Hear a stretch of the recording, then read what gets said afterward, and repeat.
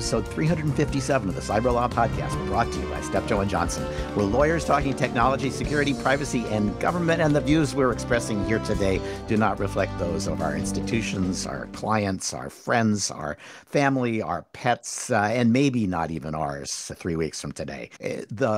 We're just going to do a news roundup today, and we're going to have a great panel for it. We got David Chris, founder of Culper Partners, LLC, with decades of experience in intelligence and law enforcement. We're going to have Jordan Schneider, who is the China tech analyst at the Rhodium Group and the host of the excellent China Talk podcast and newsletter. And we've got Jamil Jaffer, who's the executive director of the National Security Institute and more or less 100 other institutions in Washington. And I'm Stuart Baker, formerly with NSA and DHS, the host and chief provocateur in today's program. So let's start with the international element of last week's news. I thought, Jordan, the most significant thing that we saw were a couple of stories out of the Washington Post about how well China has managed to avoid U.S. controls that were meant to prevent it from developing supercomputers that could aid in the design of hypersonic missiles. Looks like that effort failed, and the U.S. government has a new strategy up its sleeve. Yes, it appears they do. First, I want to throw this topic back to you, Stuart, with a sort of media literacy question. So on April 7th, we have a long Washington Post piece talking about how American and Taiwanese technology is going into these supercomputers, these supercomputers, which while on the one hand can be used for medical research and predicting the weather and all these very anodyne things, are really the classic dual-use technology because it also helps you calculate missile trajectories and fly fighter jets better and what have you, and design nuclear weapons. But what's the U.S. government's thinking when they reveal this as an issue the day before they say they're doing something about it? So I think it's just preparation of the policy battlefield, or possibly the story started to leak and some reporters asked, why are you doing this? And the explanation became the story before the fact of the sanctions. But what's interesting about this, I think, in part, is these sanctions are not going to solve the problem that the government's addressing. What they've said is U.S. companies can't sell to a bunch of Chinese companies that were building, using, in some cases, American design companies, using TSMC for chip manufacture, designing chips that they then sold for research by the PLA, among others, because they were the best supercomputers around. They can still do most of those things. They might not be able to use U.S. designs, but they can still use TSMC unless the government takes the next step and says, if you have U.S. technology in your factory, you can't sell to the Chinese without going through our export licensing process. That's going to be another big step, and it's going to have a big impact on TSMC. And sooner or later, that is going to become a pretty tough burden for TSMC to carry. Yeah, what you're referring to, Stuart, is the foreign direct product rule, which is something which was famously applied to Huawei and gave them a ton of trouble, forcing the firm basically to sell off a few of their extraordinarily profitable businesses in the phone handset space. And even for all the chips, they saw this coming, and all the chips that they were stockpiling, eventually those run out, and you have to adapt to this new situation. And while Huawei is really trying its darndest to design out as much Western technology as they can, it's an enormously difficult road to hoe and likely going to take place on a decade or even decades-long process of building out the EDA tools and the sort of like design architecture to not use the likes of an ARM or an x86. I think the U.S. is actually remarkably lucky to be doing this at a time when there's a massive chip shortage, so that it's easy to sell chips that you can't sell to China elsewhere, or at least to some Chinese companies. So it happens to be a very good time, even though a large chunk of the U.S. economy is suffering from the shortage. Jamil, do you see a long-term approach here that's going to work, or is this just going to mean we've totally decoupled? Taiwan is going to end up selling chips only outside of China, and the Chinese are going to develop their own soup to nuts chip industry? Well, look, I think that, Stuart, this is a continuing trend. We've already seen efforts by the U.S. to pull U.S. and allied capabilities increasing away from China. We've talked about decoupling. We've talked about onshoring, ally shoring, all those shoring related words. And I think this plays into the Biden administration's Build Back Better plan, where we're talking about doing stuff domestically, but also doing stuff alongside U.S. allies and trying to find a path forward that sort of keeps China out of some of these critical areas. That being said, I do think this is going to be a tough road to hoe for us, in part because TSMC is fundamentally part of China, if you believe the one China policy. And that's China's view of it. And they've been flying aircraft over Chinese territory. They've been making threatening actions towards Taiwan. We've seen a carrier battle group headed that way. Historically, you could always understand the U.S. to sort of be there to protect Taiwan from any incursions by China. I don't think that is so clear anymore. It wasn't clear in the last administration. It's not that clear in this administration. And so this effort to sanction Chinese entities and keep them out of the Taiwanese marketplace may result in China building domestic capacity. It may also cause them to look towards Taiwan and say, is that a capacity we should simply have, since Taiwan is, at least in our understanding, notionally part of China? And so this is a real problem in the sense that we have consistently allowed this problem to develop. We've allowed our capacity to develop these capabilities and grow these technologies increasingly to happen overseas, including with allies. But we haven't done enough to invest here at home, right? EDA, electronic design automation, is sort of fundamentally an American capability. A lot of that capability is here, but we're now allowing that capability to be expropriated in China, both through IP theft, but also through just simple knowledge sharing. And so the question becomes, is China going to be able to make itself independent in this space? And are they going to look to put pressure on other American allies to keep them in the game for China, whether that's military pressure on Taiwan or economic pressure, like we saw them leverage against Japan through the threats on rare earth metals? And there are so many areas in which we and our allies depend fundamentally on Chinese raw materials or Chinese processing capabilities or Chinese development that it's going to be very hard to step away from that. I do applaud the Biden administration for taking steps that are actually in line with what the prior administration did on this front. Again, the prior administration may have had a lot of problems, but they got it right in a lot of ways on China. And the Biden administration's efforts here are consistent with what the Trump administration did prior to their departure from office. Yeah, this is the one bipartisan area of major policy shift that we've seen. And let me just ask David, there's an industrial policy bill that is going to have hearings this week that is bipartisan, as I understand it, and it's meant to say we need to start investing in industries where China is investing and trying to displace the U.S. or at least declare independence from the U.S. Yeah, it's a good connection and follow on. Exactly. This is the Endless Frontier Act, which one might prefer a different title. It's vaguely reminiscent of the, I guess, better than the Great Leap Forward Act or something like that, but it means well. Oh, come on. This is a Vannevar. This is a callback to the great era of U.S. technological innovation in the 40s, 50s, and 60s. You can't rag on the name like that. It's a good name. All right, it's a good name. It's a good name. It's better than the Great Leap Forward Act and better than a Soviet-style 5-year plan. I mean, I do think there's broad bipartisan recognition that China is a competitor and a threat, as Jamil was just saying. And I think there's broad recognition and probably strong bipartisan support for some effort to combine and do a whole of nation approach to this. I mean, I can recall, for example, Bill Barr, recommending in public remarks when he was Attorney General something that in a different time and space might have been criticized as socialism with respect to 5G and a very strong national support for industry. And so I do think there's something that can be done here, and there's probably something that will be done because STEM is so important, and science and technology are so important to our capacity to compete with and hold our own against China on the world stage. But the central difficulty, as always in American policymaking in this space, is that China and other totalitarian governments really have an advantage, you might say, in their unity of effort and top-down policy making for whole-of-nation responses.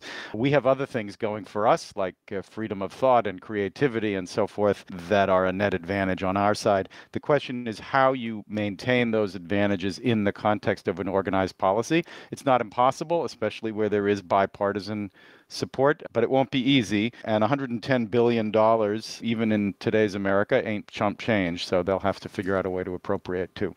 Well, it's an authorization. Authorization, it's the worst spam on the internet in describing itself. No, very few authorizations are ever met by appropriation. So we don't really know what is actually being done here. It appears that it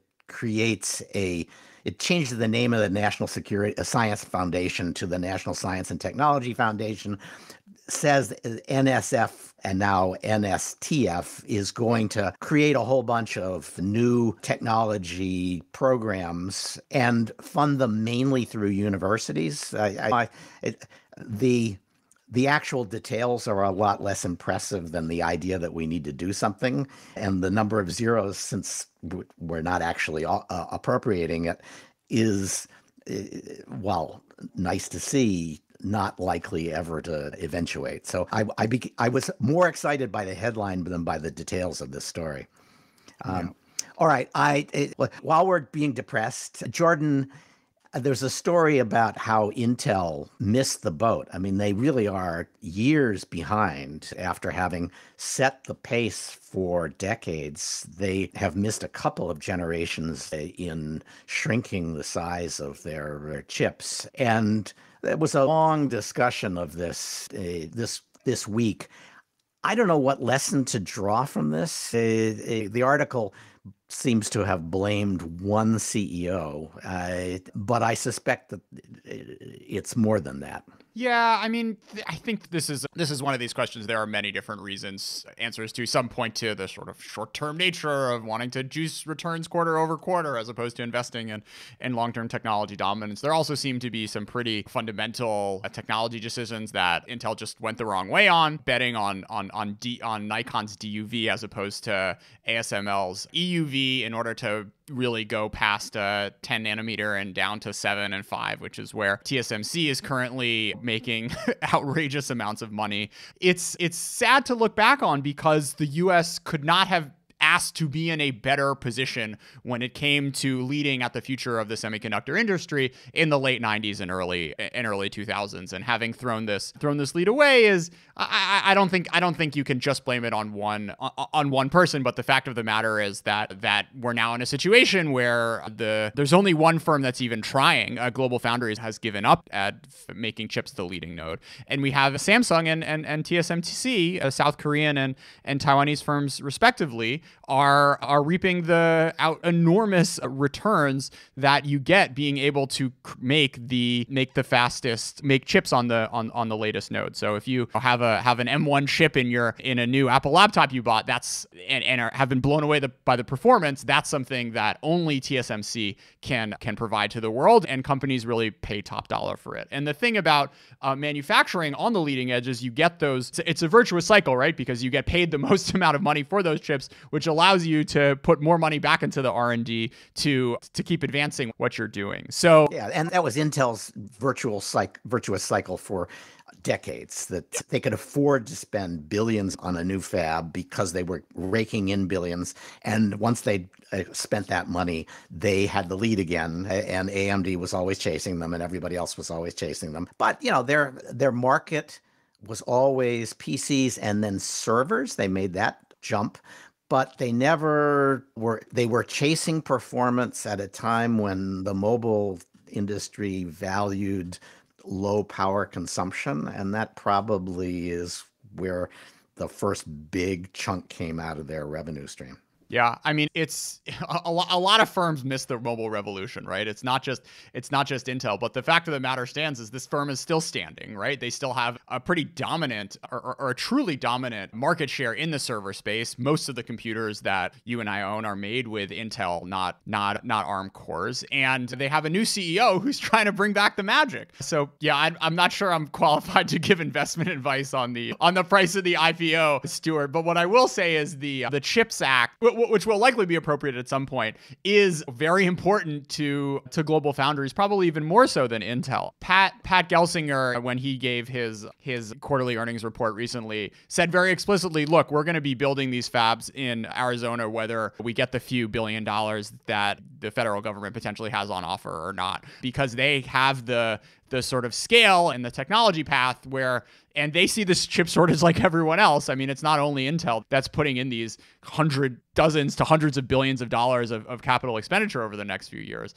SK Hynix, Samsung, TSMC have also all announced outrageous amounts of money going towards this. So it's interesting thinking about if you're sitting in the Commerce Department who's going to be sort of doling out these funds, like where actually is the right place to be putting down billions of dollars if there's so much market demand for fabrication capacity that it's likely to show up on U.S. shores, regardless of whether the U.S. puts $1 billion here and there to sweeten the pot. It's going to show up, but there's no guarantee it'll show up in the U.S. And so this might be the time to say, look, we know they're going to spend the money. We just need to give them enough justification to turn Arizona into the U.S. hub for fab excellence. And it'll be cheaper now than it would be if we had to pay them to build the whole fab. Now we're just competing to make sure that they build it here rather than someplace else. So we'll see.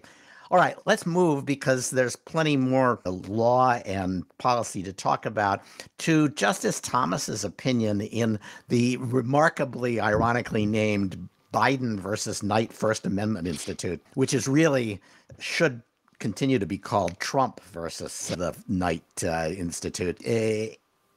That was originally a case in which Trump had blocked some people, and the Knight First Amendment Institute said, you can't block them. That's a government forum, and you can't kick people out of a government forum. And then, of course, Trump got kicked out of that forum as well. And the court says, oh, well, come on, it's moot already. We're not going to decide this case, because even if we decided that it was a public forum, nobody would get to comment on Trump's tweets.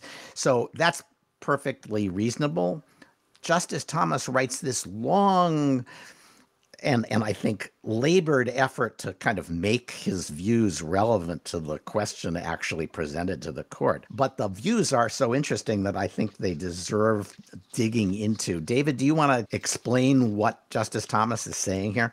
Sure. I mean, you are absolutely right that the last sentence of his opinion here is that this petition, unfortunately, affords us no opportunity to confront the fascinating and interesting question that he just spent 11 or 12 single-space pages discussing. So it is a little bit of a law review article or an opinion piece attached for convenience to a case. It's not improper, I guess, but it's just, and he's not really hiding the ball. I think you read this in conjunction with Judge Silberman's recent concurrence in a DC Circuit case to reflect the fact that sort of political conservatives and judicial members of the judiciary of a certain stripe are concerned that mainstream media, including particularly Justice Thomas, is focused on digital platforms like Twitter, have too much power over speech. And Justice Thomas is saying the issue in this case was originally, as you said, that Trump was blocking certain people. But in the end, that power, he says, pales in comparison to the awesome power of Twitter to remove the account altogether for any reason or no reason, quoting from Twitter's terms of service. And so there's a concern that he's expressing here that gives rise to possibilities, I think, mostly here in the statutory realm, where he seems to be inviting the possibility of regulating digital platforms either as common carriers or as public accommodations. It's not a perfect fit either way, and I think he more or less acknowledges that, but there's an analogy to some government folks gathering in a bar in a hotel room after hours as opposed to renting a conference room and the different rules that have historically applied there. I think at some level, everyone is right to be concerned on the political left and right that so much political speech is now dependent on a relatively small number of pretty major digital platforms. But I think there's a pretty strong divergence of opinion that's likely to emerge if this debate continues. And as we ourselves saw in the warm-up today, as to the extent to which the political right is really being suppressed. And this is obviously a recurring theme, Stuart, on your podcast. And my partner and Culper Partners, Nate Jones, usually joins battle more enthusiastically with you than I do. But I think the diversion here is likely to sort of not be about the relative concerns about private sector authority, but more about whether the right rather than the left is really being suppressed and punished and mistreated, and whether Fox News and talk radio and One America Network still somehow give a tiny little way for political conservatives to make their views known. Yeah, I will say I'm convinced by personal experience that the fix is in. LinkedIn actually removed one of my posts this week. And the post, I'll read it to you. You tell me if you think that this is misinformation.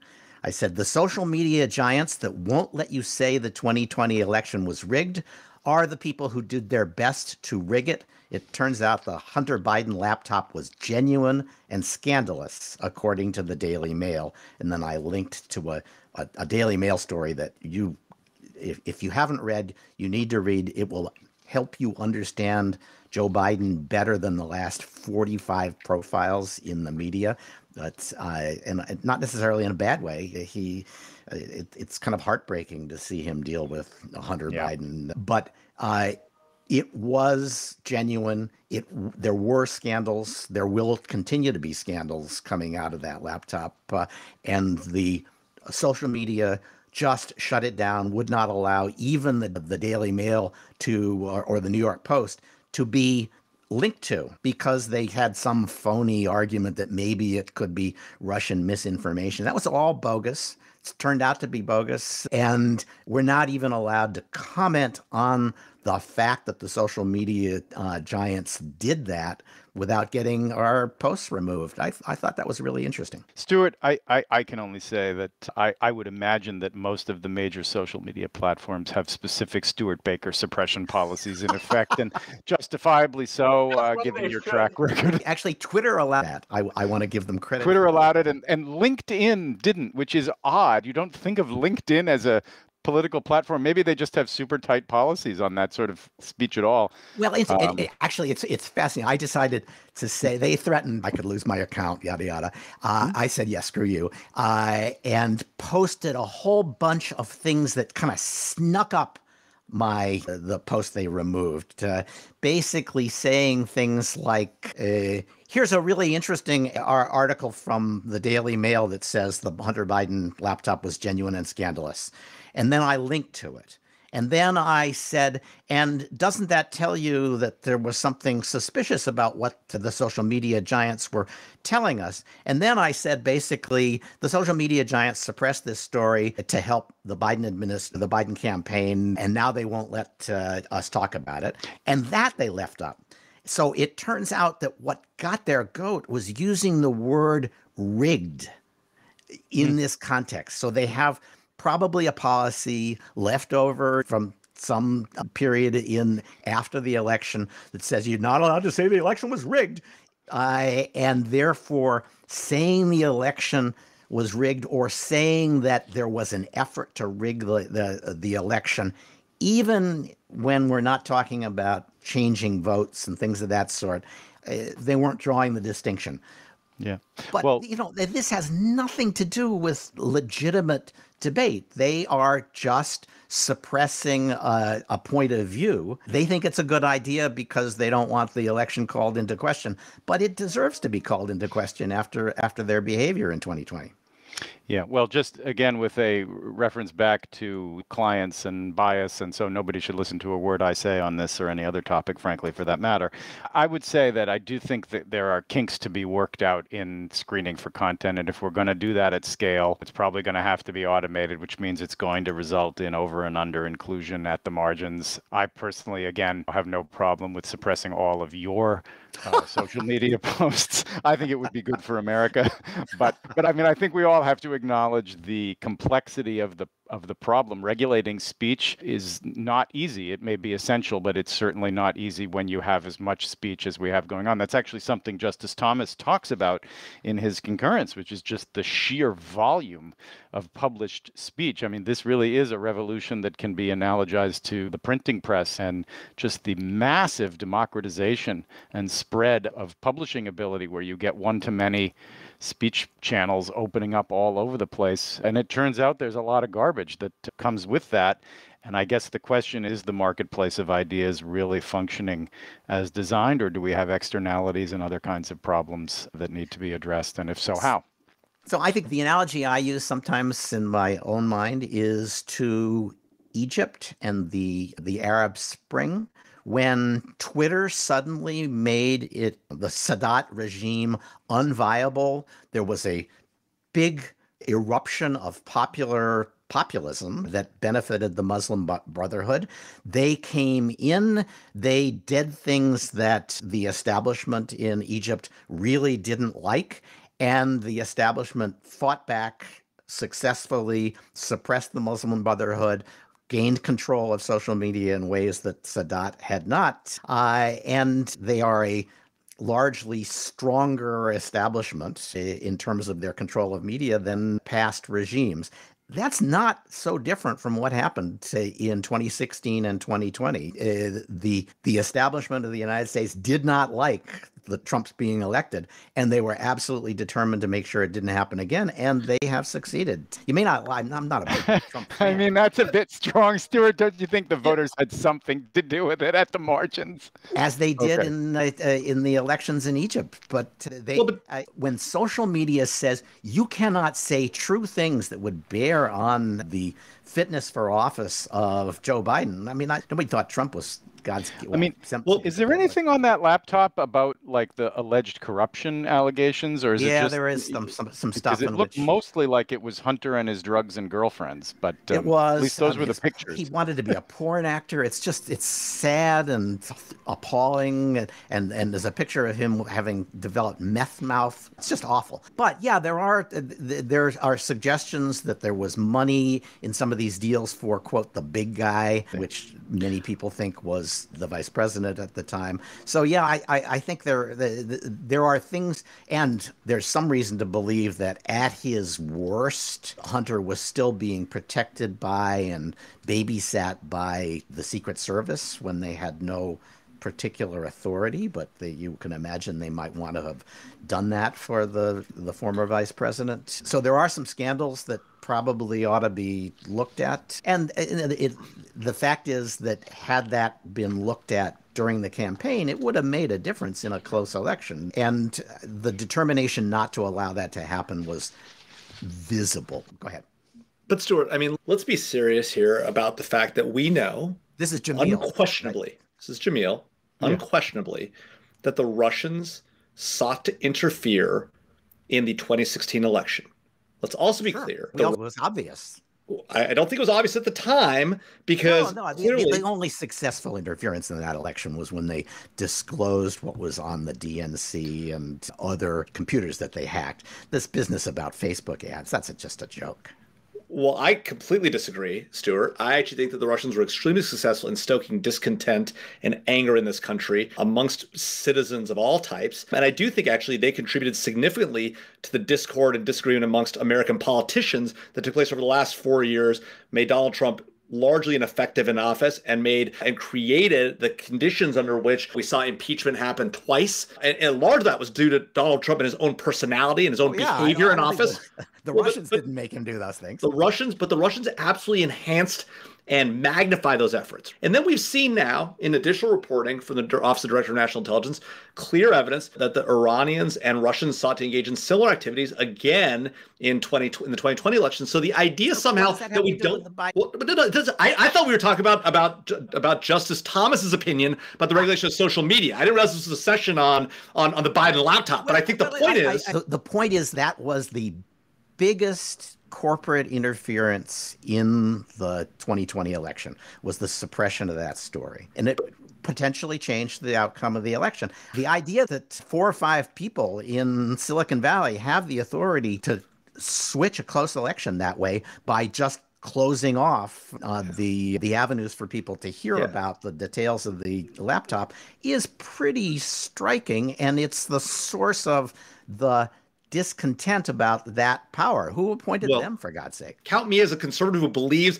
that private industry doesn't have First Amendment obligations and has responsibility over its own networks and make decisions about what it does. If people want to speak, there are plenty of public fora in which they can speak. They don't need to go on Twitter or LinkedIn or Facebook. If they choose to use those fora, it is up to the private companies, because I'm a conservative who believes in the private sector making decisions on their own, free from government intervention and influence. That's the kind of conservative that I think represents the Republican Party and the conservative movement. But look, if we want to go back to the days of the FCC... The corporatist element anyway. Sorry, I call them Republicans, but whatever. But that's fine. If we want to be the kind of conservative movement or Republican Party that believes in going back to the fairness doctrine, the ill-regarded fairness doctrine of latter years, so be it. But I don't think. But let's talk about the fairness doctrine briefly. The biggest complaint about the fairness doctrine is that it produced bland and middle-of-the-road media. Boy, we might kill for bland and middle-of-the-road media these days. Americans believe in free speech and fighting about ideas. What we don't believe is having foreigners come in and influence that free speech. Now, we might not like how these private sector companies on the platforms they own and have created are doing their regulation of that. And there are a lot of ways we can address that. The legislature can get involved in that. They probably shouldn't. It's sort of contrary to our views on free speech about the government interfering and regulating private sector actions on how they create speech platforms. But again, remember, this isn't a public park. This isn't a government-controlled space. This is a private sector platform that you don't have to use. So I actually think... So Justice Thomas says, there's a couple of sure, things. You also don't have to use the regulated railroads. You can walk the Oregon Trail if you want to. You can swim the Mississippi and you don't have to use the toll bridge. But nobody thinks that's an alternative. It's the Charles River. And that's why we had Charles River regulation.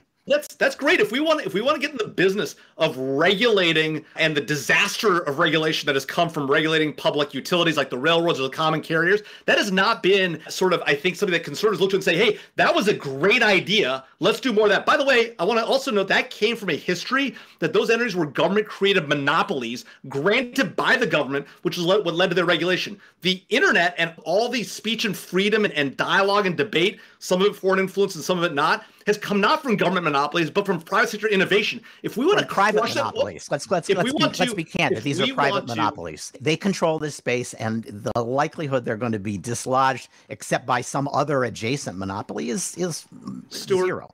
I'm old enough to remember Prodigy being the monopoly on the internet, Genie being the monopoly. No. CompuServe. Wait, hold on. Let me CompuServe. I was about to get there. Netcom. I remember when UUNet was the primary provider of broadband. I mean, let's be serious. The technology. MySpace. MySpace used to be the dominant social media company of my generation when I was growing up. It's a joke now. So let's be serious. This market innovates rapidly. Bad ideas are discarded all the time. The idea that we need the government to step in and regulate this highly innovative and probably the most productive industry in the history of the United States. They are telling us what we can say. They control a national conversation. Let's be candid about that. You can say, oh, well, they're private, but this is a national conversation that is controlled, in which everybody other than 5 or 6 owners is operating at the sufferance of those 5 or 6 owners. And you speak or don't speak depending on how they feel about what you're saying. And they are now using it to protect their own business interests by saying, you can't say that we interfered in the 2020 election. That's astonishing. And that is fundamentally un-American. You can tell me that the First Amendment doesn't really apply, but free speech ought to apply. And they are not. They are suppressing free speech. Well, one, if we want to go back to the Hunter Biden laptop, just to be clear, everyone heard the story. Nobody's confused about the fact there was a Hunter Biden laptop that nobody heard the details. Of course they did. Everyone heard about what was on the laptop. Everyone heard about the stuff about the big guy and about the pictures and the drug use. Nobody in America doesn't know about the Hunter Biden laptop. The idea somehow that was so suppressed that nobody heard about it, and that's what resulted in the election results. What resulted in the election results, Stuart? Result of the election results was Donald Trump's behavior in office. Okay, that is the bottom line. It had nothing to. I agree. Let's be serious. And by the idea that conservatives would be advocating for massive regulation of our most innovative industry by the government strikes me as catastrophically bad and completely anti-conservative. It is fascinating to me, just having looked at this Justice Thomas concurrence, which we started with, and maybe we can wrap back to here, is that on the one hand, he definitely talks about limitations on rights to exclude. So something like fairness or must-carry doctrine is strongly hinted at here in the idea of regulation of common carriers and public accommodation. But then at the end, he also says that private entities which normally are not subject to the First Amendment might become subject to the First Amendment if they're acting under coercion from the federal government. And so if there's coercion on Twitter to block speech, for example. And so it's, I think, an interesting, the debate between Stuart and Jamil, two real rock-ribbed conservatives and on this podcast is sort of, I think, an indicator of a larger debate that's taking place in the judiciary and elsewhere among conservatives around the extent to which government should or shouldn't or may not regulate, limit these digital speech platforms. I don't know what's going to happen, but I look forward to more entertaining debate. We will revisit this for sure. And I agree that I'll be hiding under my desk, but listening carefully. So Thomas's opinion is mostly musing and a kind of signal sending to the lower courts that these are serious issues. Yeah. And to litigants potentially. And, exactly. And I see it very much in keeping with the Silberman concurrence that I mentioned, which attacks the New York Times versus Sullivan actual malice standard for publications in the media. I think it's not a coincidence that these have arisen at and around the same time. And I don't think they're just sort of like Leibniz and Newton discovering calculus in response to social conditions. I would expect these guys are talking. Not that there's anything wrong with that. I just mean I think this is an idea that is taking hold now. I like to think they all listen to the Cyber Law podcast. That must be it, Stuart. You are the root of this conservative judicial revolution in the making. Outstanding. That will get me banned on Twitch, which now has decided that it will ban people or restrict their access to Twitch based on things they do completely outside of Twitch. Yeah, this is really interesting. And so you should not go, throw eggs at Justice Thomas's house or anything like that, because if you do that sort of thing, according to this, you could get off of Twitch. And I mean, to me, the most interesting sort of aspect of this is what it actually means for a social media platform to try to police offline behavior. You can see what's going on your own platform and you can do content moderation. And if the word rigged appears within 3 of Stewart, within 3 of Baker, you can set your AI to block it. And right. Again, you don't even need the word rigged. If it's Stewart within 3 of Baker, automatic block. But I mean, they have to hire a law firm. They may have to hire investigators. I guess I'm just not totally clear in my own mind, like how they can do this without expending just massive resources in either doing independent investigations or verifications and or in weeding out like the poison pill calls and other kinds of things that are going to inevitably result. So I'm not necessarily... I don't know if the most interesting part of it is just sort of the size and scale of the obligation. And Twitch is, I guess, gamer platform relatively narrow. But and like LinkedIn, owned by Microsoft, which apparently is late to the political correctness party, but on board with enthusiasm. This is a hard one. I think it's at the end of the day, it seems like they are trying to replace like the police and prosecutors. If people engage in illegal behavior offline, there are remedies that don't involve Twitch. And you would think that maybe that's where truth will be found in trials rather than by hiring a law firm whose identity they haven't disclosed. It's very odd. At the same time, there are aspects of this that are not crazy. If somebody's been convicted of molesting children, you probably don't want them on Twitch. So there are times when behavior outside of the service is relevant to whether you want people on your service. I suspect this, rather like Airbnb, which also has a similar rule, it's going to end up being, oh, well, if you're too conservative, we just don't want you around. I was with you to the very last sentence of that, Stuart. You lost me there. But I mean, I think you're right. I can understand the impulse for it. I don't have a terribly strong view on it. I was more just thinking about it as if I were an executive at a company that decided to do this and thinking, my God, what kind of resources and how are we going to do it and how are we going to run it so that it's principled and fair and avoid making a lot of mistakes. I think this is a pretty bold venture. And again, subject to the don't listen to me because client biases. I think it's going to be a very interesting thing to watch how this plays out and whether and to what extent others similarly situated decide to take it on at a larger scale with their larger platforms. All right, let's go to something where I suspect we agree more than we have. The Biden administration has sorted out its cyber nominations. And by and large, at least from my point of view, they got it right.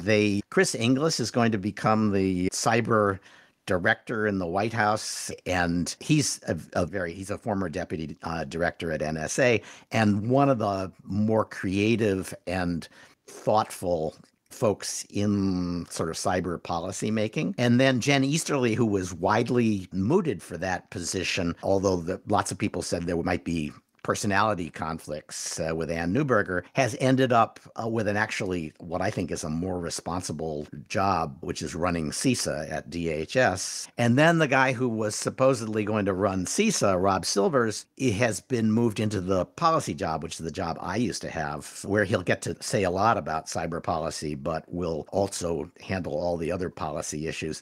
And given Jen's technical background compared to Rob's, I think that's probably the right call. So, Jamil, David, you probably know these guys as well. Any thoughts on this? You want to go, Jamil? I mean, Yeah, sure. I know Chris pretty well, and I know Jen really well. I don't know Rob as well, but I will say that I think that you're right, Stuart, writ large, that the right people got the right positions. I do wonder about the National Cyber Director. It's a tough position, given, as you point out, Ann Neuberger's role in the White House. But I think Chris Inglis is the kind of guy who could be really successful in that role and really make it something productive. I was never a fan of that position. I told the Cyber Solarium Commission I thought it was a bad idea to have another Senate-confirmed individual in the White House, and that the White House would fight it as they did, as both in the prior administration and this administration, frankly, fought it and held off for a long time. But now appointing a serious person like Chris Inglis in that job is a good move, and I think he'll do a good job in that role. Jen Easterly is a terrific pick, I think, for CISA. CISA is in desperate need of help. Chris Krebs did a great job getting it up and running, but he was unceremoniously terminated by the prior administration. And I do think they need help building out this public-private capability and collective defense and really bringing together industry and government and really, frankly, amping up their capabilities, because CISA's now got a lot of money. They just came into $650 million in the rescue package, and we'll probably see more. They've been asking for an increase above their $2 billion that they had prior year, and so they're going to be getting some big change to do work with. And Jen Easterly is, I think, an inspired pick to help lead that agency and maybe get them some real technical chops. And then Rob Silvers, who again I don't know as well, but who I think a lot of people really like and think was a credible person. Policy is a great role for him. It allows him to spread across not just cyber, which he knows well, but a lot of other areas. And so I think actually a great series of 3 picks by the administration in this front. Frankly, I've been heartened by their other picks. Rob Joyce at NSA's Cybersecurity Directorate and at the White House position, Jake Sullivan's National Security Advisor. I'll be honest, like I don't agree with a ton of the things the administration is doing, like getting back to the Iran nuclear deal, which I know we won't talk about here. But I do think that on the cyber front, they have picked some serious good people for these roles, and now it's a question. Can they make these parts? And Paul Nakasone remaining at NSA and Cyber Command and keeping those two, by the way, together, which I think is a critically important thing, I think is important and could be a real success for this administration. We'll see what happens going forward. But look, we're on the verge of what are potentially serious coming threats. We've already seen what happened with the Solar Storm and Microsoft Exchange hacks. I do worry about what's going to happen in light of these potential attacks on Iran and their nuclear facility, whether Iran will respond against the United States or others. And so I do think there's an opportunity here for these leaders to really take the ball and help better protect American industry and government, frankly, from these cyber threats from players like Russia, Iran, North Korea, and China. Yep.